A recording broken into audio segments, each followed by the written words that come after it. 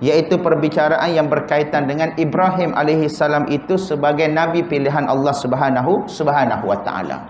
Jadi ayat-ayat sebelum ini menyatakan kepada kita bahawasanya Allah Subhanahu wa taala telah menguji Nabi Ibrahim alaihissalam dengan beberapa perintah, dan baginda Nabi Ibrahim alaihissalam berjaya dalam ujian tersebut.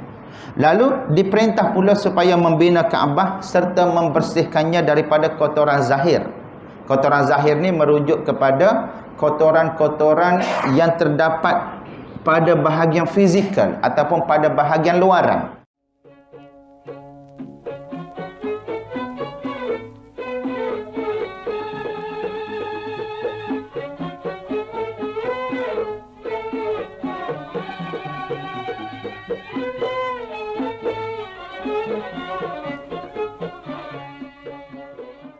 Rahim, innallaha ala kulli syai'in qadir, wala haula wala quwwata illa billahil aliyyil azim. Astaghfirullahal azim, astaghfirullahal azim. Innallaha ghafurur rahim, innallaha ala kulli syai'in qadir, wala haula wala quwwata illa billahil aliyyil azim. Assalamualaikum warahmatullahi taala wabarakatuh. A'udzubillahi minasyaitonir rajim. Bismillahirrahmanirrahim. Alhamdulillahi rabbil alamin, nahmaduhu wa nasta'inuhu wa nastaghfiruh wa na'udzu billahi min syururi anfusina wa min sayyiati a'malina. Man yahdihillahu fala mudhillalah wa man yudlilhu fala hadiyalah. Asyhadu an la ilaha illallah wa asyhadu anna Muhammadan abduhu wa rasuluh. Rabbi shrah li sadri wa yassir li amri wahlul 'uqdatam min lisani yafqahul qawli. Allahumma anfa'na bima 'allamtana wa 'allimna ma yanfa'una. Rabbana zidna ilma warzuqna fahma. Amma ba'du. Faqala Allah Ta'ala fi kitabihil 'aziz ba'da a'udzu billahi minasyaitonir rajim. Wa man yaghrabu an millati Ibrahim illa man safiha nafsah. Walaqad istafainahu fid dunya wa innahu fil akhirati laminas salihin. Idz qala lahu rabbuhu aslim, qala aslamtu lirabbil alamin. Wa wassa biha Ibrahimu banihi wa Ya'qubu ya bunayya innallaha astafa lakumuddin fala tamutunna illa wa antum muslimun. Sadaqallahul azim. Surah Al-Baqarah ayat yang ke-130 hingga ayat yang ke-132. Yang mana Allah Subhanahu wa taala berfirman, wa man yaghrabu am millati Ibrahim, dan tidak ada yang benci, yang tidak suka, yang menyatakan rasa tidak selesa dan sebagainya kepada agama Nabi Ibrahim alaihissalam, illa istisna di situ, kecuali man safiha nafsah, kecuali orang yang membodohkan dirinya sendiri. Daripada perkataan safiha terbit perkataan sufaha yang bermaksud orang-orang yang bodoh.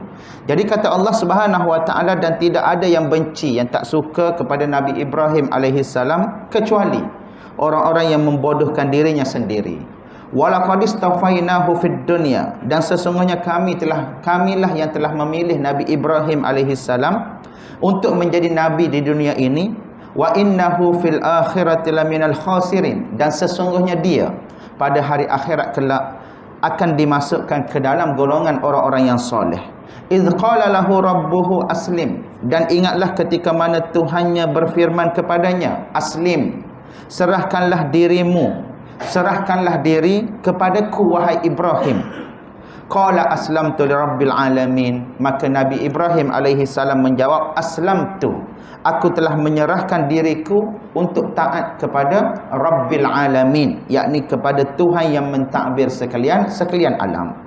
Wa wassa biha Ibrahimu banihi wa Ya'qub, dan Nabi Ibrahim alaihi salam pun telah berbuat wasiat dengan agama itu kepada anak-anaknya, wa Ya'qub, dan demikian juga Nabi Ya'qub alaihi salam juga telah berwasiat dengan perkara yang sama sebagaimana yang diwasiatkan oleh Nabi Ibrahim alaihi salam kepada anak-anaknya dengan berkata, ya bunayya, wahai anakku, innallaha astafa, sesungguhnya Allah Subhanahu wa taala telah memilih lakumuddin, telah memilih bagi kamu agama ini, yakni agama Islam, fala tamutunna illa wa antum muslimun, dan janganlah kamu mati, maka janganlah kamu mati melainkan kamu mati dalam keadaan sebagai seorang muslim yang menyerah diri kepada Allah Subhanahu wa taala. Sadaqallahul azim.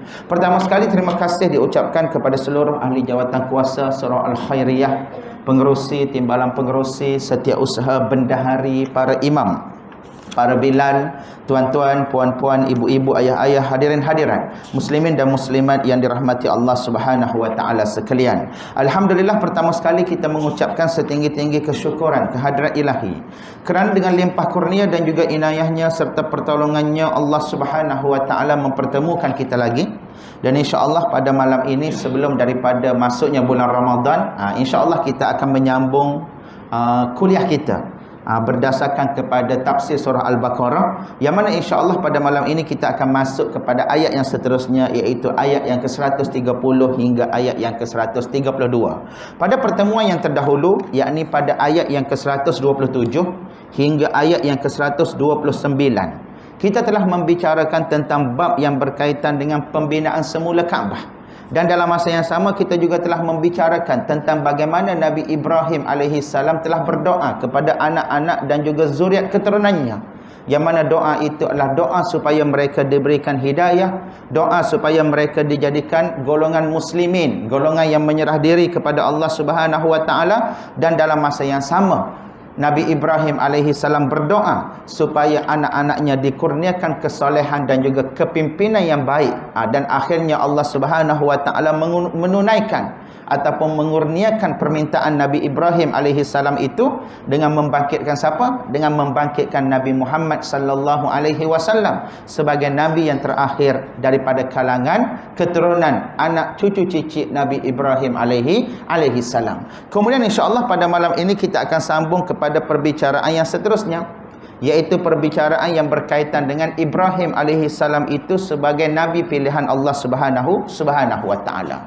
Jadi ayat-ayat sebelum ini menyatakan kepada kita bahawasanya Allah Subhanahu wa taala telah menguji Nabi Ibrahim alaihissalam dengan beberapa perintah, dan baginda Nabi Ibrahim alaihissalam berjaya dalam ujian tersebut. Lalu diperintah pula supaya membina Kaabah serta membersihkannya daripada kotoran zahir. Kotoran zahir ni merujuk kepada kotoran-kotoran yang terdapat pada bahagian fizikal ataupun pada bahagian luaran, dan juga kotoran-kotoran batin yang termasuk yang termasuk dengan unsur syirik, yang termasuk dengan unsur riak, takabur dan sebagainya, yang melibatkan hati dan juga perasaan kita. Seterusnya pada ayat yang ke-130 hingga ayat yang ke-132 ini, Allah Subhanahu wa taala menyatakan agama Nabi Ibrahim alaihissalam itu ialah agama tauhid. Agama yang menyerahkan diri kepada Allah Subhanahu wa taala. Tiada sesiapa pun dibenarkan menyerahkan dirinya kepada selain daripada Allah Subhanahu wa taala. Dan itulah wasiat Nabi Ibrahim alaihissalam, dan itulah juga wasiat cucunya Nabi Ibrahim alaihissalam, yakni Nabi Yaqub alaihissalam, yang dibangkitkan kemudiannya kepada anak cucu cicit keturunan mereka. Okey. Jadi Nabi Ibrahim alaihissalam ni, kalau kita ikut kepada lembaran sejarah, merujuk kepada seorang tokoh Nabi yang berjuang untuk memperjuangkan akidah tauhid, dan juga merupakan simbol penyerahan diri sepenuhnya kepada Allah Subhanahu wa taala. Yakni Nabi Ibrahim alaihissalam ni tidak mengingkari sedikit pun arahan daripada Allah Subhanahu wa taala, walaupun kesemua bentuk arahan yang diberikan kepada Nabi Ibrahim alaihissalam tu sangat berat, tuan-tuan dan puan-puan yang rahmati Allah. Menyeru Allah Subhanahu wa taala suruh Nabi Ibrahim supaya tinggalkan anak yang baru lahir dan juga isteri nombor 2. Biasanya isteri nombor 2 ni dia disayangi lebih lah tu. Bukan disayangi lebih, biasanya isteri nombor 2 ni sebab dia baru dapat. Bila dapat maka kasih sayang itu kita kata berada pada tahap yang tertinggi dan juga berada pada tahap yang lebih hebat. Isteri pertama pada mula-mula kahwin tu memanglah tahap cinta tu yang paling tinggi. Tapi bila dah lama kelamaan dapat isteri kedua pula dia letakkan cinta pada tahap yang tinggi. Sebab dia baru dapat benda yang baru. Macam kita lah, kalau dapat sesuatu yang baru, pada mula-mula dapat tu, pada waktu tu lah kalau kita nak memberikan penghargaan bulan bintang sepenuhnya kepada apa yang baru kita dapat tu. Saya rela meredah lautan api demi awak. Tu mula-mula lah tu. Tuan-tuan dan puan-puan yang rahmati Allah. Masuk 5 tahun, masuk 10 tahun, bukan setakat lautan api, parit depan rumah pun tak sanggup nak redah. Kalau isteri suruh pergi beli sayur, suruh pergi beli ikan dan sebagainya. Okey, itu contoh lah tu kita nak bagi tahu. Maknanya benda kalau kita dapat mula-mula, maka pada waktu tu nilai cinta kita tu berada pada tahap yang tinggi. Jadi pada saat cinta Nabi Ibrahim alaihissalam kepada isterinya Siti Hajar berada pada tahap yang tinggi, di samping kelahiran Nabi Ismail alaihissalam yang merupakan anak yang pertama daripada keturunannya pula pada ketika itu, Allah Subhanahu wa taala perintahkan baginda dengan perintah yang sangat berat, yakni meninggalkan anak dan juga isterinya di padang pasir yang tandus. Kemudian setelah anak itu mula membesar, disuruh pula untuk dikorbankan anak tersebut. Maka ujian, kalau datang ujian yang sebegitu kepada kita tuan-tuan dan puan-puan yang rahmati Allah, sudah pasti kita tidak akan mampu untuk menanggungnya apabila kita berada dalam keadaan yang waras. Yang mampu untuk buat benda-benda macam tu tuan-tuan dan puan-puan yang rahmati Allah, yang ada pada zaman ni lah, pada zaman Nabi Ibrahim tu lain cerita. Biasanya melibatkan mereka-mereka yang tidak waras ataupun berada di bawah pengaruh dadah ataupun berada disebabkan oleh sakit mental dan sebagainya. Tapi Nabi Ibrahim alaihissalam tidak. Perintah itu datang dalam keadaan dia sangat waras, dan perintah itu datang daripada Allah Subhanahu wa taala. Dan dengan perintah tersebut Nabi Ibrahim alaihissalam berjaya melaksanakan misinya dengan sempurna. Dan inilah agama Nabi Ibrahim alaihissalam, dan agama yang sebenar yang perlu diikuti oleh anak, cucu, cicit dan juga keturunan baginda Nabi Ibrahim alaihissalam. Tidak ada orang yang membantah agama ini kecuali orang bodoh dan orang yang memperbodohkan dirinya sendiri.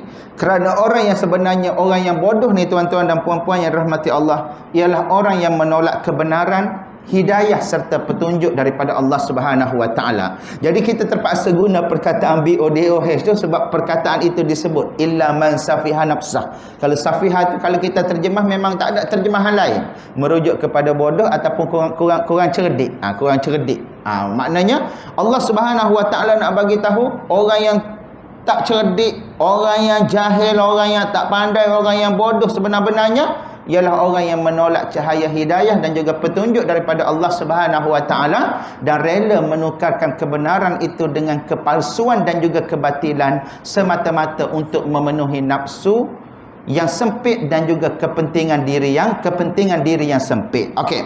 Allah Subhanahu wa taala menyebut, "Wa may yaghrabu am millati Ibrahim illa man safiha nafsah. Walaqad istafainahu fid dunya wa innahu fil akhirati laminal khasirin." Dan tidak ada yang benci kepada agama Nabi Ibrahim alaihissalam selain daripada orang yang membodohkan dirinya sendiri. Dan sesungguhnya kami, kata Allah, telah memilih Ibrahim itu di dunia ini untuk menjadi nabi, dan sesungguhnya dia pada hari akhirat kelak akan dimasukkan ke dalam golongan orang-orang yang soleh. Jadi ayat ini dia menjelaskan bab yang berkaitan dengan tauhid ni tuan-tuan dan puan-puan yang dirahmati Allah dari aspek sejarah, yakni dari aspek logik sejarah. Kalau sebelum daripada ini Allah Subhanahu wa taala menjelaskan tentang bab yang berkaitan dengan tauhid dari aspek yang berkait dengan logik penciptaan alam, bab yang berkait dengan logiknya penciptaan manusia, bab yang berkait dengan logiknya dari segi akal tentang kewujudan manusia, tentang kewujudan segala sesuatu yang ada di atas muka bumi ini. Allah sebut tentang penciptaan langit dan juga bumi. Allah Subhanahu wa taala sebut tentang cerita golongan-golongan yang telah diberi petunjuk dan juga hidayah oleh Allah Subhanahu wa taala. Tapi kali ini Allah Subhanahu wa taala ingin menjelaskan bab yang berkaitan dengan tauhid ini dari aspek sejarah. Dan ia menekankan tentang sesiapa yang menentang dakwah Nabi sallallahu alaihi wasallam bererti menentang juga dakwah Nabi Ibrahim alaihi salam. Dan sesiapa yang menentang dakwah Nabi Ibrahim alaihi salam bermakna dia termasuk dalam kalangan orang yang memperbodohkan dirinya sendiri, kerana ajaran ini datangnya daripada pemimpin tauhid, yakni Nabi Ibrahim alaihi salam. Jadi kenapa Allah Subhanahu wa taala turunkan ayat ini? Salah satu sebabnya untuk jawab kepada orang-orang Yahudi. Yang mana orang-orang Yahudi ni kata, kami ikut Ibrahim tapi kami tak nak ikut kamu. Kami nak ikut jalan Ibrahim alaihi salam kerana beliau merupakan datuk nenek moyang kami. Tapi agama Muhammad kami tak ikut. Kami tak nak ikut dan juga kami tak mahu ikut. Lalu akhirnya Allah Subhanahu wa taala turunkan ayat ini untuk bagi tahu kepada orang-orang Yahudi bahawasanya agama yang Muhammad bawa itu merupakan kesinambungan daripada perjuangan Nabi Ibrahim alaihi salam. Kalau kamu tolak Muhammad, bermakna kamu juga telah menolak Ibrahim alaihi salam, kerana Muhammad itu datang untuk mengesahkan dan juga untuk membenarkan keseluruhan risalah-risalah dan juga keseluruhan nabi-nabi yang datang sebelum daripada Nabi Muhammad sallallahu alaihi wasallam. Seakan-akan Allah nak bagi tahu, kamu tak perlu nak tipu diri sendirilah dengan menyatakan bahawasanya kamu mengikut Ibrahim, sedangkan hakikatnya kamu sebenarnya tak mahu pun mengikut Ibrahim, tapi kamu cuba untuk mencari alasan untuk melakukan penolakan terhadap dakwah Nabi Muhammad sallallahu alaihi wasallam dengan mempergunakan ataupun dengan menunggang nama Nabi Ibrahim alaihi salam. Dan hari ini tuan-tuan dan puan-puan yang dirahmati Allah, isu yang berlega dalam kalangan kita pada hari ini ialah tentang manusia yang datang dan cuba untuk menggunakan susur galur ataupun nasab keturunan Nabi sallallahu alaihi wasallam untuk dapatkan pengaruh. Keturunan Nabi kita letak at the first place adalah keturunan yang paling mulia, kerana dia adalah keturunan daripada manusia yang paling mulia. Keturunan Nabi sallallahu alaihi wasallam adalah keturunan yang baik.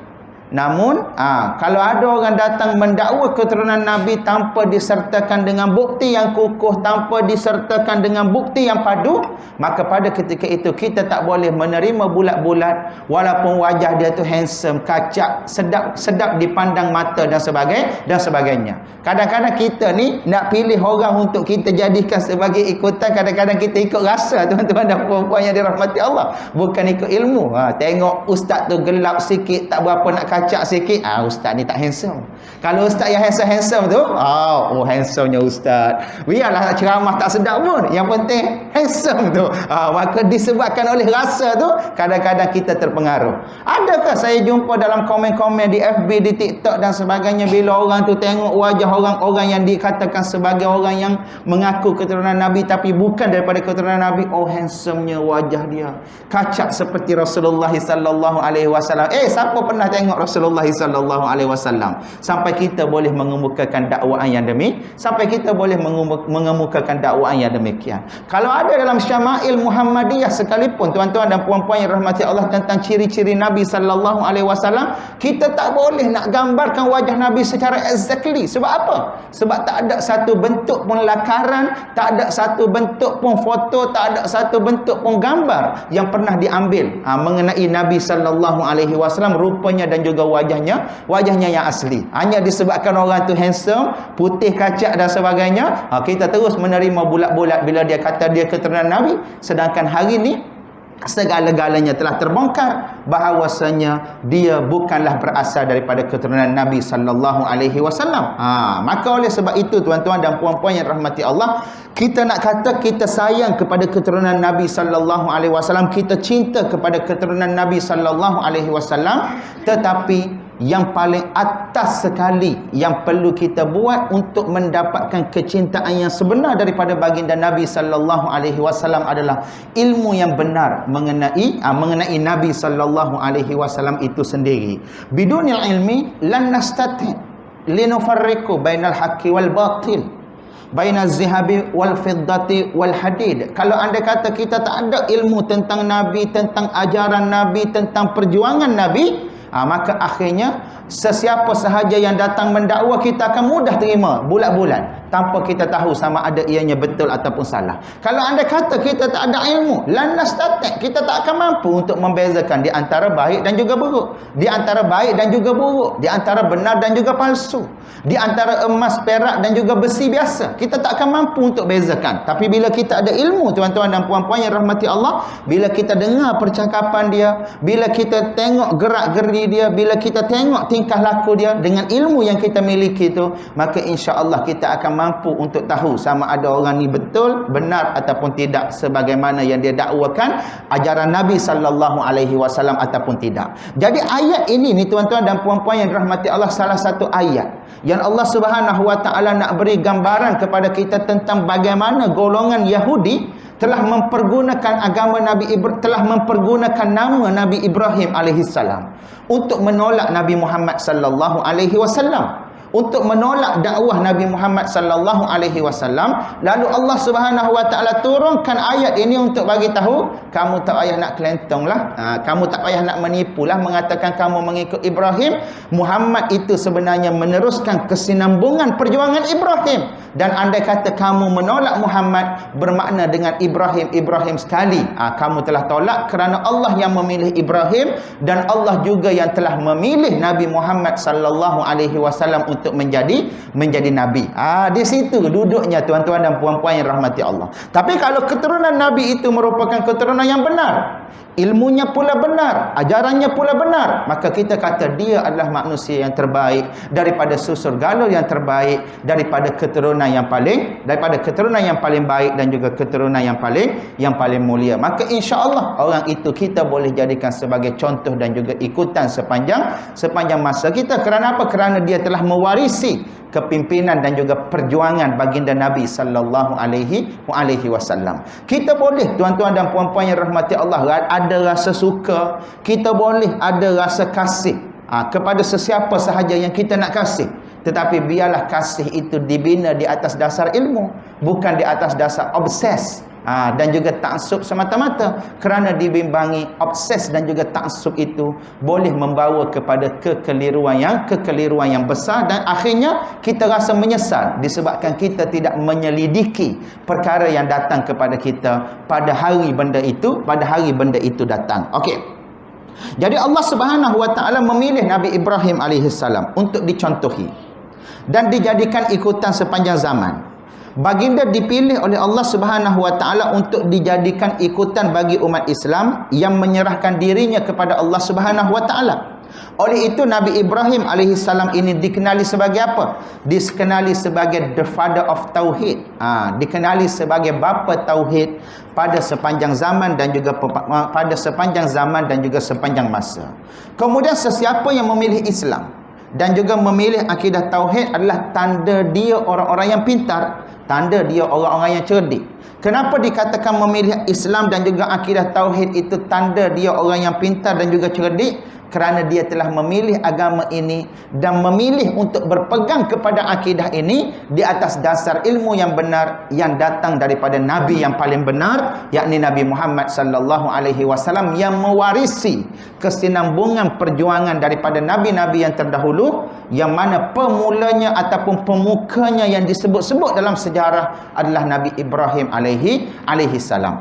Maknanya kenapa kita dikatakan pintar, kenapa dikatakan memilih Islam, memilih akidah tauhid itu sebagai pintar? Kerana pemilihan yang kita buat tuan-tuan dan puan-puan yang rahmati Allah, kita buat di atas dasar ilmu, bukan ikutan semata-mata. Sebaliknya, menolak tauhid itu adalah bukti ataupun tanda seseorang itu tidak pintar, ataupun kurang pandai dalam melakukan pemilihan.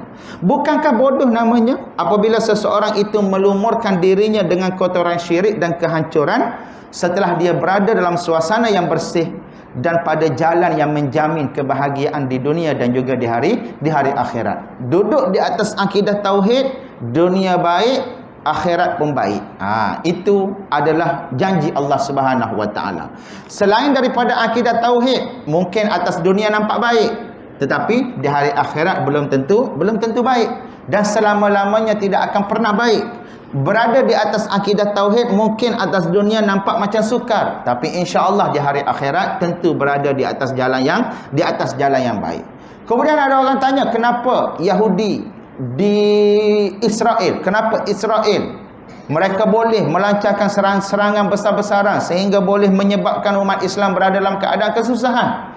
Kita kata akidah tauhid itu adalah akidah yang dipenuhi dengan ujian dan juga pancaroba.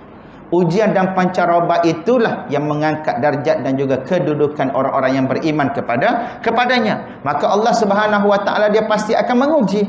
Tetapi di sebalik ujian itu pasti Allah Subhanahu wa taala akan memberikan sebuah kemenangan pada akhirnya. Kita lihat sepanjang sejarah tuan-tuan dan puan-puan yang dirahmati Allah, semua manusia yang diuji pada peringkat awal, Allah Subhanahu wa taala akan berikan yang terbaik dan juga yang terindah untuknya pada penakhirannya. Baginda Nabi sallallahu alaihi wasallam diuji dengan ujian yang sangat besar, dan ujian yang sangat dahsyat pada peringkat awal dakwah. Tapi akhirnya Nabi sallallahu alaihi wasallam meninggalkan dunia ini dengan penuh kegemilangan. Sinar Islam bercahaya ke serata alam, dan Nabi sallallahu alaihi wasallam meninggalkan dakwah tauhid ini di atas jalan yang sempurna dan juga di atas jalan yang baik. Begitu juga khalifah-khalifah yang datang selepas daripada itu.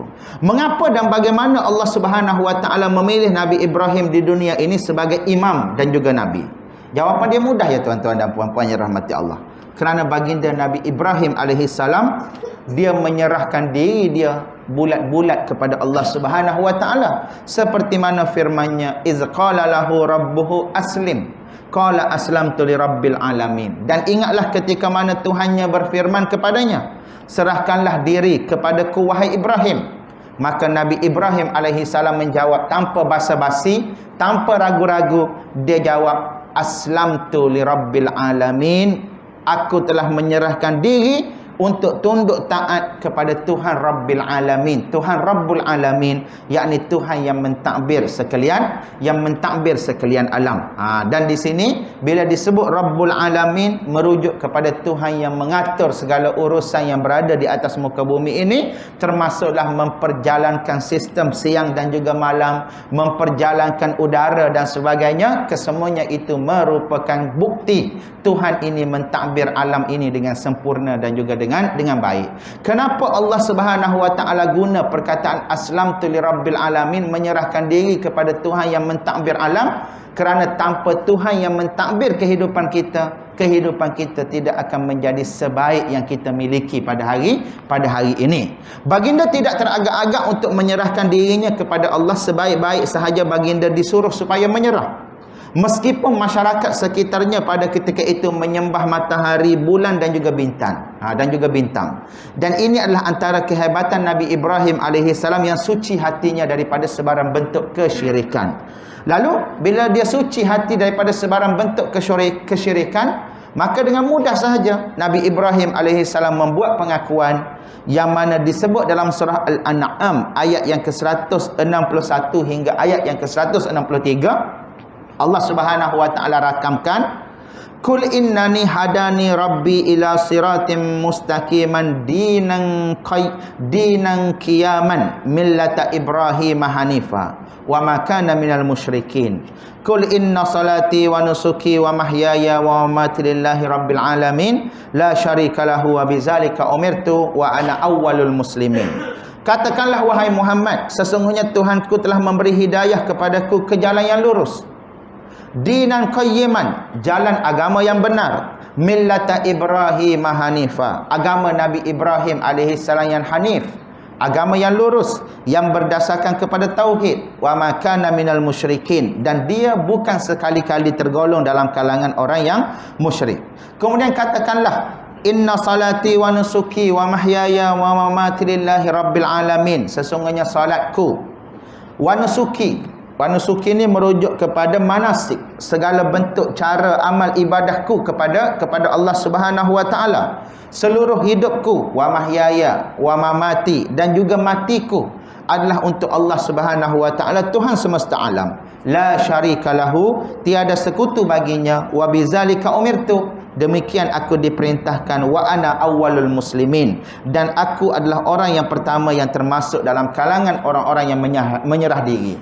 Jadi Allah Subhanahu wa taala dalam ayat ini nak menyatakan kepada kita tentang bagaimana Allah suruh Nabi sebut, sebagaimana yang pernah disebutkan oleh Nabi Ibrahim alaihi salam suatu ketika dahulu, tentang bagaimana Nabi Ibrahim alaihi salam itu menyerahkan diri kepada Allah Subhanahu wa taala dengan sepenuh penyerahan.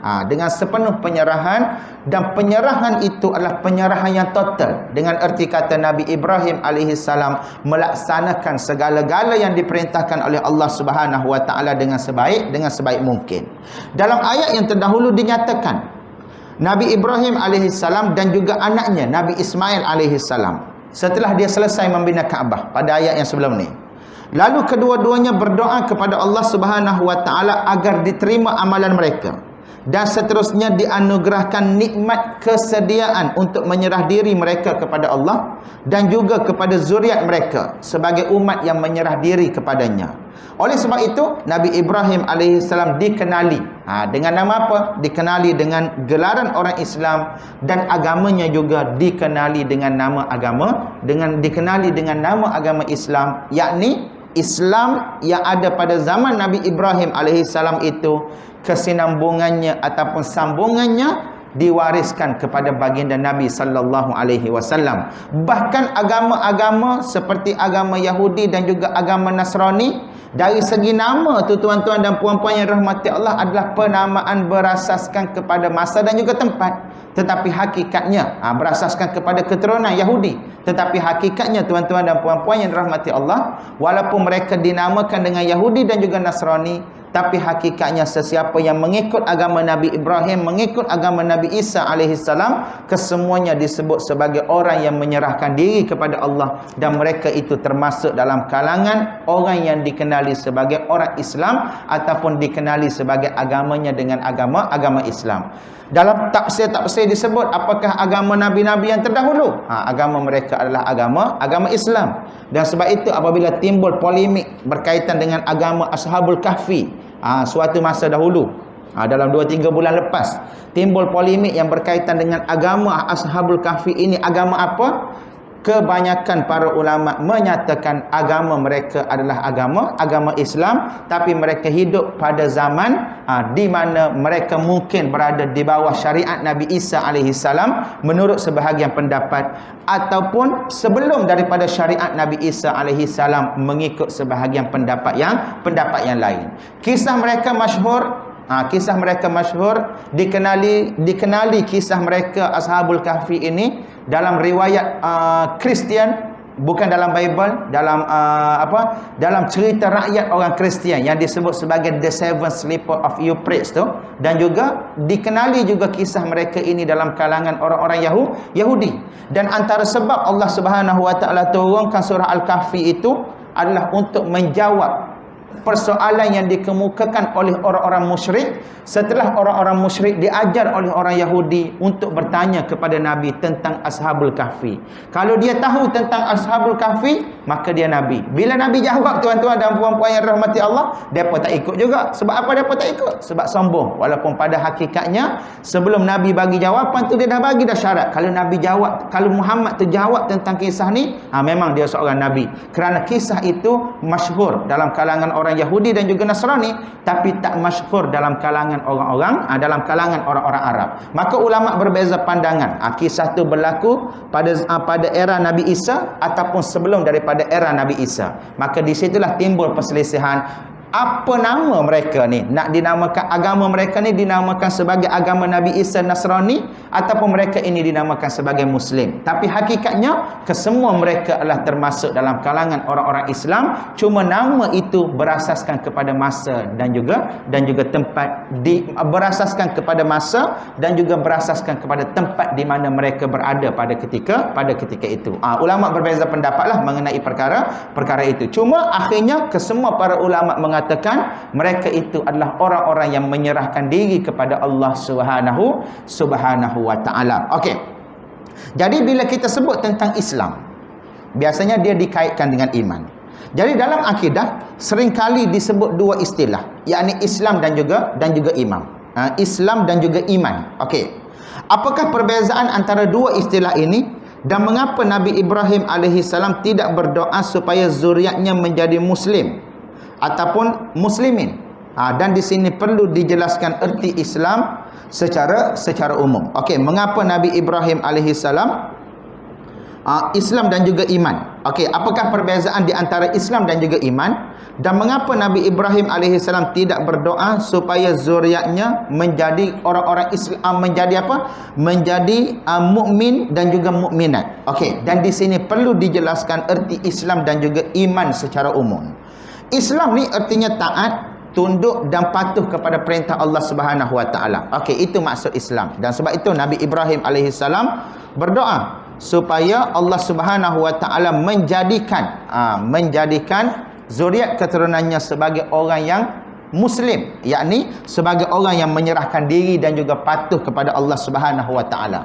Jadi Islam dengan pengertian ini menunjukkan amalan-amalan zahir yang dilakukan oleh manusia dengan anggota yang boleh disaksikan dengan panca indera. Maka Islam dalam bentuk ketaatan yang sebegini kita boleh tengok. Orang tu solat, orang tu puasa, orang tu menunaikan zakat, orang tu menunaikan haji dan sebagainya. Maka itu Islam pada peringkat yang pertama.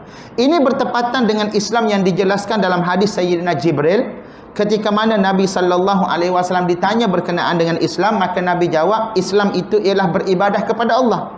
Anta'budallah wa la tusyrika bihi syai'a. Dan tidak menyekutukan Allah dengan sesuatu pun. Mendirikan solat, menunaikan zakat yang diwajibkan dan juga puasa pada bulan Ramadan. Okey, itu Islam pada level yang pertama, adapun pada pengertian yang awal.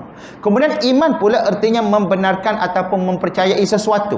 Dengan erti kata Islam ni dia merujuk kepada perbuatan-perbuatan zahir yang kita lakukan. Manakala iman ini merujuk kepada apa yang kita yakini dan juga apa yang kita percayai dalam hati kita. Termasuklah mempercayai Allah, malaikat, kitab-kitabnya, rasul-rasulnya, mempercayai hari kiamat dan juga mempercayai qada dan juga qadar. Maka itu yang dinamakan sebagai iman dan dia terletak dalam hati kita. Iman dalam pengertian ini sebagaimana dalam sabdaan Nabi membawa erti sesuatu yang tersembunyi di sudut hati. Jadi Islam ni dia merupakan sesuatu yang kita zahirkan, manakala iman itu merupakan sesuatu yang tersembunyi. Okey. Namun dia kata istilah iman dan juga Islam tetap berbeza. Yang mana Islam dan juga iman ini boleh dipakai sebagai iman dan juga Islam ini walaupun dari segi pengertian asal dia adalah berbeza. Okey, walaupun dari segi pengertian asal dia adalah berbeza, dia boleh dipakai untuk membawa makna yang sama apabila penggunaannya dalam keadaan yang berasingan ataupun bersendirian. Bila orang sebut saya orang Islam, maka dalam masa yang sama ia juga merujuk kepada orang yang beriman. Dan berlainan makna apabila digunakan dua perkataan serentak. Contohnya, apabila disebut mukmin, maka dengan sendirinya ia membawa erti bahawa orang itu merupakan seorang muslim. Demikian juga jika disebut muslim, maka dengan sendirinya orang itu adalah mukmin. Okey, boleh digunakan serentak dan juga perkataan iman dan juga Islam ni kalau digunakan secara bersamaan, okey, diletakkan dalam ayat yang sama, maka dia membawa pengertian yang berbeza. Yakni Islam itu merujuk kepada amalan zahir, iman itu merujuk kepada amalan batin. Tapi kalau diletakkan secara berasingan, iman pada ayat yang berbeza dan Islam pada ayat yang berbeza, maka dia boleh membawa pengertian yang sama. Dengan erti kata bila disebut orang itu orang mukmin, maka dia adalah orang Islam. Bila disebut orang itu adalah orang Islam, maka dia adalah orang mukmin. Tapi kalau diletakkan pada ayat yang sama, maka dia membawa pengertian yang berbeza, beza dari segi zahir dan juga batin. Dengan kata lain, dia nak bagi tahu Islam dan iman itu berkaitan antara satu sama lain. Orang yang mengucap dua kalimah syahadah, bersolat dan menunaikan zakat tidak memberi apa-apa nilai bagi amalan tanpa iman kepada Allah, kepada malaikat, kepada kitab dan juga rasul. Jika orang itu solat, puasa, zakat, haji dan sebagainya tanpa ada iman, maka mereka itu dinamakan sebagai munafik. Kerana Islam munafik ini hanya pada zahir sahaja, tidak pada hati. Jadi dari satu segi, bila orang tu mengucap 2 kalimah syahadah walaupun hati dia tidak beriman, maka kita boleh panggil dia orang Islam selagi mana dia tidak menzahirkan kemunafikan dia. Okey, selagi mana dia tidak menzahirkan kemunafikan dia. Okey, itu orang Islam. Okey, kerana dia telah menzahirkan bahawasanya dia seorang Islam dengan dia mengucap dan melaksanakan amalan-amalan Islam. Tetapi belum tentu bila dia kata dia sebagai seorang Islam, maka dia termasuk dalam kategori orang yang beriman. Belum tentu, tuan-tuan dan puan-puan yang rahmati Allah. Kerana apa? Kerana iman ini merupakan apa yang tersembunyi dalam hati. Kalau anda kata zahir dia menunjukkan dia sebagai seorang Islam, maka belum tentu dia juga merupakan orang yang beriman. Demikian juga orang yang hanya beriman kepada Allah, malaikat dan juga Rasul, tetapi tidak menunaikan amalan-amalan syahadah, tidak menunaikan solat, puasa, zakat dan haji, maka imannya juga tidak memberi sebarang nilai di sisi Allah Subhanahu Wa Taala. Kerana orang ini dikenali sebagai orang yang fasik.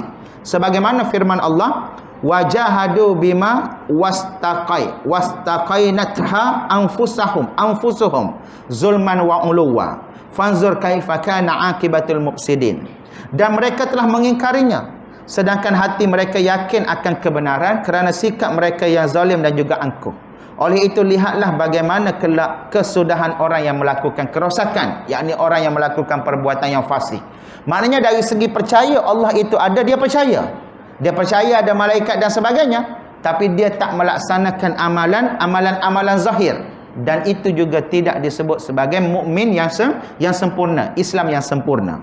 Seorang muslim mungkin tidak boleh disifatkan sebagai mukmin jika dia melaksanakan hukum-hukum Islam hanya pada zahirnya sahaja, sedangkan hatinya ragu kepada kebenaran, sebagaimana hal orang munafik dan juga orang badui yang memeluk Islam dengan niat supaya harta benda dan nyawa mereka terselamat. Maka pada ketika itu mereka hanya memeluk Islam, tapi dalam hati mereka tidak mempercayai Allah Subhanahu Wa Taala. Sebagaimana firman Allah, qalatil a'rabu minna, qalatil a'rabu amanna, kullam tu'minu walakin qulu aslamna walamma yadkhulul imanu fi qulubikum. Orang Arab Badui berkata, kami telah beriman. Kemudian katakanlah wahai Nabi Muhammad sallallahu alaihi wasallam, kamu belum beriman. Tetapi katakanlah kami telah Islam, sementara Islam itu belum sementara iman itu belum lagi meresap ke dalam hati kamu. Kenapa Allah suruh Nabi sebut kamu telah Islam sedangkan iman belum lagi meresap? Sebab dia hanya pada zahir sahaja dia berkelakuan seperti orang Islam, tapi dalam hati dia belum meyakini sepenuhnya tentang kebenaran dan juga hakikat Islam yang Allah Subhanahu Wa Taala turunkan. Maka oleh sebab itulah bila kita sebut tentang Islam dan juga iman ni, kita recap balik daripada awal tadi. Islam dan juga iman kalau diletakkan pada kalau diletakkan pada kalimah yang bersamaan pada ayat yang sama, maka dia boleh membawa dua maksud yang berbeza. Okey, membawa dua maksud yang berbeza. Tapi kalau diletakkan pada ayat yang lain-lain, maka dia boleh membawa maksud yang sama. Dengan erti kata Islam itu merujuk kepada orang mukmin, mukmin itu merujuk kepada orang Islam. Namun secara hakikatnya Islam dan juga iman ni dia saling berkait rapat antara satu sama lain. Orang yang mengaku Islam belum tentu dia beriman. Okey, orang yang mengaku dia sebagai orang Islam belum tentu dia beriman, kerana dia hanya menunjukkan apa yang zahir sahaja, sedangkan hati dia dipenuhi dengan kepalsuan. Maka golongan ini disebut sebagai golongan yang munafik. Orang yang beriman dan juga percaya belum tentu dia menjadi muslim mukmin, yakni muslim yang beriman. Kerana apa? Kerana dia hanya percaya tapi dia tidak melaksanakan apa yang dia percayai. Maka pada ketika itu dia dikenali sebagai golongan yang fasik. Yang dikatakan muslim dan juga mukmin ini ialah apabila dia melaksanakan amalan zahir dengan sempurna dan dalam masa yang sama hati dia meyakini dengan penuh kepercayaan kepada Allah Subhanahu Wa Taala tanpa disertai dengan kepura-puraan dan juga kepalsuan. Maknanya muslim mukmin merujuk kepada mereka yang mempunyai amalan yang teguh dan dalam masa yang sama mempunyai pegangan kepercayaan dalam hati yang kukuh. Maka itulah muslim mukmin yang benar-benar menyerah diri kepada Allah Subhanahu Wa Taala. Jadi iman boleh merujuk kepada sesuatu yang tersembunyi dalam hati.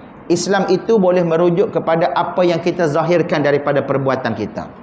Kedua-dua, iman dan juga Islam saling berkait rapat antara satu sama lain. Seandainya salah satu daripada kedua-dua perkara ini tidak dipenuhi, maka selama-lamanya kita tidak akan menjadi Muslim yang sempurna. Tidak selama-lamanya kita tidak akan menjadi orang Islam yang sempurna. Kerana kedua-dua perkara ini perlu dipenuhi dengan sempurna seperti mana yang dikehendaki oleh Allah Subhanahu wa taala.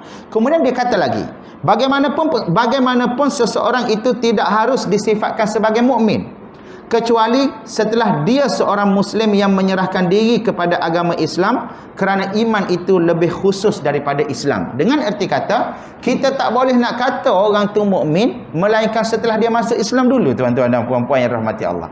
Kalau anda kata dia tak masuk Islam dulu, maka selama-lamanya dia tidak boleh dipanggil sebagai mukmin. Kerana nak tahu dia mukmin ataupun tidak, kita kena tengok kepada apa yang dia pegang pada amalan zahir dia, yakni pada Islam yang dia miliki. Dan sebab itulah Nabi Ibrahim alaihissalam berdoa kepada anak-anak cucu keturunannya supaya menjadi orang-orang yang menyerahkan diri kepada Allah Subhanahu wa taala melalui amalan zahir. Seterusnya amalan zahir itu memperindahkan amalan yang terdapat dalam hati mereka, yakni yang berkaitan dengan keimanan mereka kepada Allah. Dengan kata lain, seorang mukmin semestinya seorang Muslim, tetapi seorang Muslim itu tidak semestinya seorang mukmin. Ini kerana seseorang itu boleh disifatkan sebagai Muslim apabila dia mengucap dua kalimah syahadah dan beramal dengan hukum-hukum yang zahir. Sedangkan seorang mukmin tidak mungkin akan tercapai, tidak akan terjadi tanpa adanya Islam terlebih dahulu. Dengan erti kata, dia nak bagi tahu kepada kita, orang tu kita tak boleh nak panggil sebagai orang mukmin melainkan setelah dia membuat perakuan dengan mengucapkan asyhadu alla ilaha illallah wa asyhadu anna muhammadar rasulullah. Bila dia dah ada asyhadu alla ilaha illallah wa asyhadu anna muhammadar rasulullah, kemudian dia pula beramal dengan keyakinan yang penuh yang ada dalam hati, maka dia akan menjadi Muslim dan Muslim mukmin. Kalau anda kata dia mengucap asyhadu alla ilaha illallah tetapi hati dia tidak mempunyai kepercayaan, maka dia jadi munafik. Kalau anda kata dia mengucap asyhadu alla ilaha illallah, dia percaya dalam hati tapi tak beramal pada zahirnya, maka dia jadi golongan yang fasik. Fasik dan juga munafik lebih beratlah tuan-tuan dan puan-puan yang rahmati Allah. Sebab munafik ini berkait dengan akidah. Manakala fasik ini berkait dengan amalan, berkait dengan amalan zahir. Maka sesiapa yang munafik, sebab tu Allah janjikan fi darkil asfali minan nar, berada di neraka yang paling bawah. Manakala orang-orang yang fasik, Allah Subhanahu wa taala janjikan neraka juga bagi mereka. Tetapi setelah selesai urusan pembalasan yang Allah Subhanahu wa taala berikan kepada mereka, maka Allah Subhanahu wa taala akan masukkan mereka dalam syurga kerana mereka masih ada iman dalam hati mereka. Adapun Muslim mukmin, orang yang memeluk Islam dan beriman dengan sepenuh kepercayaan, maka orang ini selamat dunia dan juga selamat di hari akhirat. Apa payah nak explain tentang iman dan juga Islam ni sebenarnya tuan-tuan dan puan-puan yang rahmati Allah, kerana dia melibatkan hubung kait dan juga kaitan antara satu sama lain. Maka oleh sebab itu, bila kita nak kata kita sebagai orang Islam yang sempurna, kita tak boleh nak ukur Islam seseorang itu sebagai Islam yang sempurna berdasarkan kepada penampilan luarannya semata-mata.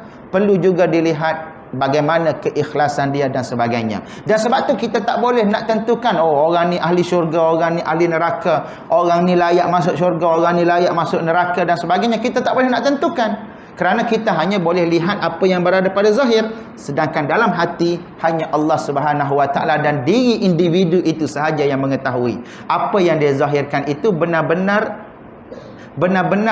seperti mana yang terdapat dalam hati ataupun dipenuhi dengan kepalsuan. Abdullah bin Ubay bin Salul, ketua munafik, contohlah, dia sembahyang belakang Nabi sallallahu alaihi wasallam. Dan pada waktu awal-awal dia memeluk Islam, tuan-tuan dan puan-puan yang rahmati Allah, tak ada siapa tahu pun bahawasanya dia munafik. Semua orang anggap dia merupakan orang yang baik. Tetapi bila Allah Subhanahu wa taala turunkan khabar mengenai kemunafikan dia, barulah Nabi sallallahu alaihi wasallam tahu bahawasanya dia merupakan orang yang munafik. Maknanya nak bagi tahu kepada kita, kita tak boleh nak menentukan kedudukan seseorang itu di mana melainkan Allah Subhanahu wa taala semata-mata. Sebab tu kita kena berhenti menjadi penhukum, tetapi kita kena sentiasa menjadi pendakwah ke arah jalan yang diredai oleh Allah Subhanahu wa taala. Boleh faham ya tuan-tuan dan puan-puan yang dirahmati Allah? Sebab kita tak tahu penakhiran seseorang itu bagaimana, melainkan hanya Allah dan dirinya sendiri yang mengetahui perkara tersebut. Sebab tu dalam satu hadis disebut ada orang beramal dengan amalan ahli syurga, tapi akhirnya dia masuk neraka. Sebab apa? Sebab mungkin dari segi zahir nampak cantik, tapi dari segi dalaman tak secantik yang dizahirkan. Ada orang nampak beramal macam amalan ahli neraka, tiba-tiba pada akhirnya Allah Subhanahu wa taala jadikan dia beramal dengan amalan ahli syurga dan dia masuk ke dalam syurga. Bagaimana benda itu terjadi? Sebab mungkin hati dia ikhlas, tapi pada waktu itu tak sampai ilmu kepada dia, tak sampai syariat yang benar, hukum yang benar kepada dia, maka dia berada dalam kejahilan. Kemudian bila tiba ilmu yang benar kepada dia, dia berusaha mempraktikkan dengan sungguh-sungguh ilmu yang benar itu, lalu akhirnya Allah Subhanahu wa taala mengampunkan dia dan juga masuk ke dalam syurganya.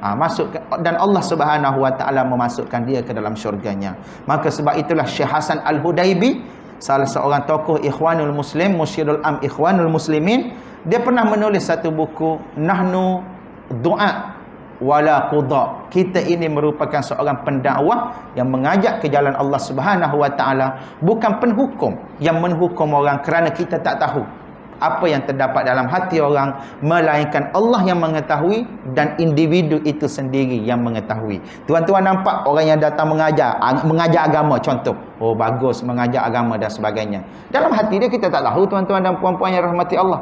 Saya cakap tentang diri saya sendiri, contoh, kadang-kadang terlintas benda-benda yang tak baik masa datang mengajar tu. Oh, nanti orang dengar mengajar masyhur. Contoh, nanti rakaman ni tersebar akan viral. Oh, ustaz tu sedaplah mengajar.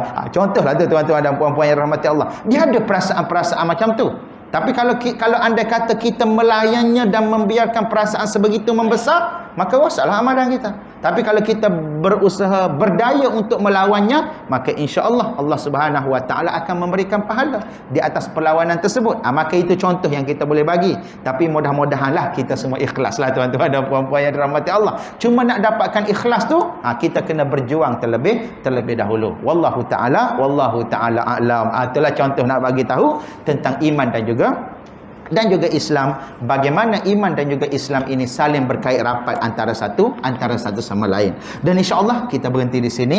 Dah nak pukul 9 dah. Kita bertemu lagi mungkin lepas daripada bulan Ramadan nanti tuan-tuan dan puan-puan yang rahmati Allah. Kalau ada masa saya datang solatlah di sini. Kalau ada masa insya-Allah di bulan Ramadan nanti. Mudah-mudahan Allah Subhanahu wa taala berkati kita. Allah Subhanahu wa taala beri kebaikan kepada kita.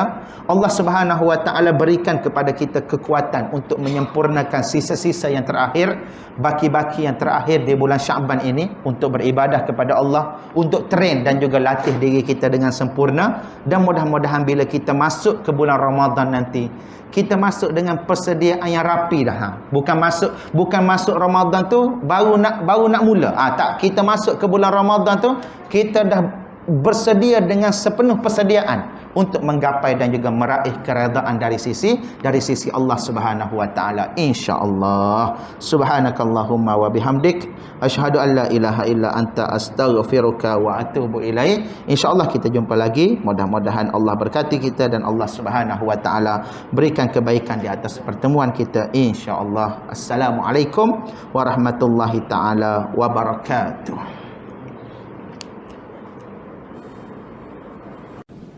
تُوبَنَا إِلَى اللَّهِ وَرَجَعْنَا إِلَى اللَّهِ وَنَدِمْنَا عَلَى